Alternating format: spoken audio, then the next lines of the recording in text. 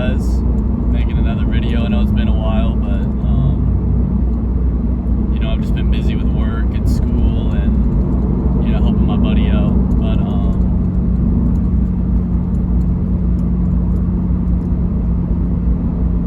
we're back, and I think for the topic of today, it's gonna be why stress management is very important and why a lot of people take on more than they can do and end up regretting it. Oh my god, that's so annoying. Sorry, that was my lifting bill, but just get started. Stress is a very interesting thing, and it can affect you in a lot of ways that you don't even realize.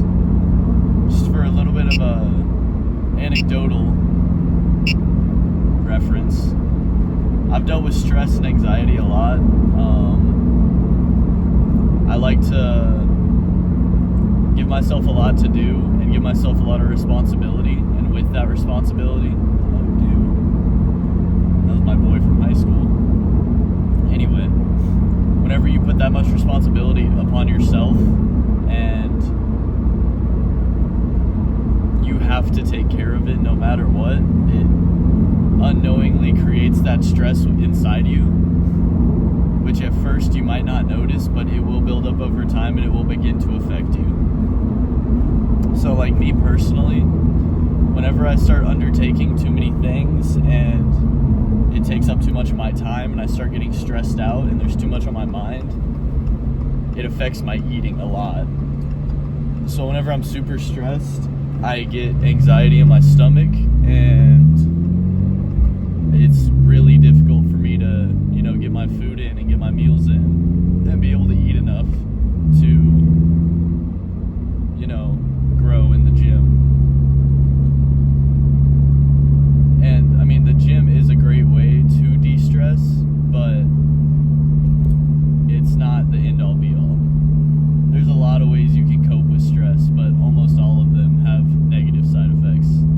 The number one way to cope with stress is eliminating one or more of those things from your life, so there's less on your plate that you have to worry about.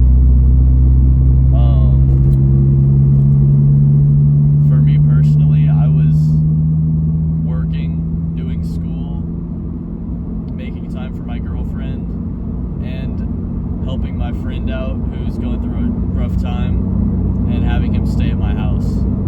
And he had been staying with me for about almost a month. We were together all the time, and I'm the kind of person, this is just me personally, I need my alone time sometimes. Like, I can't be with people all the time. I have to be alone I don't know, I just have to be alone sometimes. I think a lot of people can relate to that. It's not even necessarily that you don't want to be around them. It's just you need a break and a little bit of time for yourself where you don't have to put on a show for anybody, and you can just not talk, be calm, and reduce a little bit of that stress. So he's not staying with me as much anymore. We still work together, so the days that we work, he's gonna stay with me, but the days that we don't work, he won't. And already I can tell that has lifted a huge weight off my shoulders, because I didn't realize it, but I took on more than I could handle, and I'm not afraid to admit that. I admitted that to him, and I was like, whenever I told him he couldn't stay anymore, I was like, hey, listen, I just can't do it anymore. You can still stay here whenever we work, but I can't have you here all the time. I just can't do it. Which feels almost selfish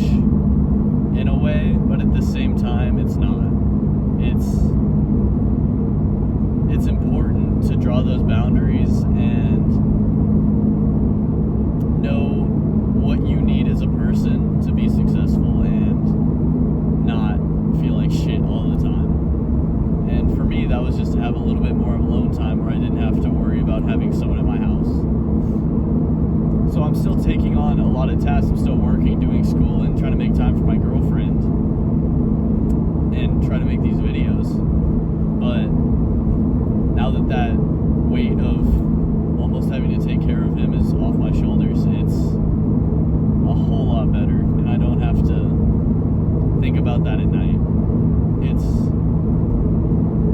It's not just that, it's the idea of it. So that's just my personal anecdote, my personal opinion, my personal story, where I get reference from and get an idea of why I want to talk about this. But for other people, you need to look at what you are doing, all the things that you put time and energy into, and weigh the benefits and negatives of those things. And if one of those things is causing you more stress than benefit it provides, you might have to stop doing that for at least a little bit. Because if you push yourself too hard and cause too much stress, you're just going to be miserable all the time and never want. You're going to begin to resent that thing that's causing you all that stress. Which kind of sucks sometimes, because you're like, well, I want to do that thing. I want to help my friend. I want to whatever. But if you already have a lot on your plate, you push that on, it's going to get all cluttered.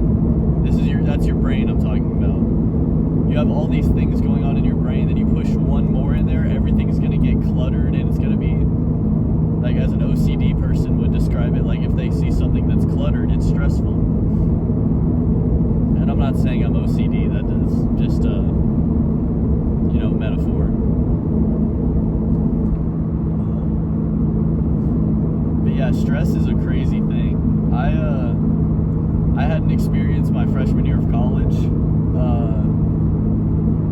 For about 6 months, I would wake up and throw up every morning, and I never knew why. I still don't really know why to this day, but I'm pretty sure it was stress related.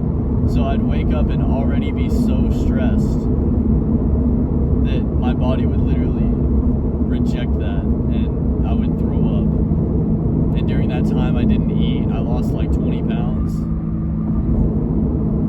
I had really bad anxiety, and I'm a lot better now. I put back on about like 15 of those pounds, and I'm a lot leaner than I was, which is really good.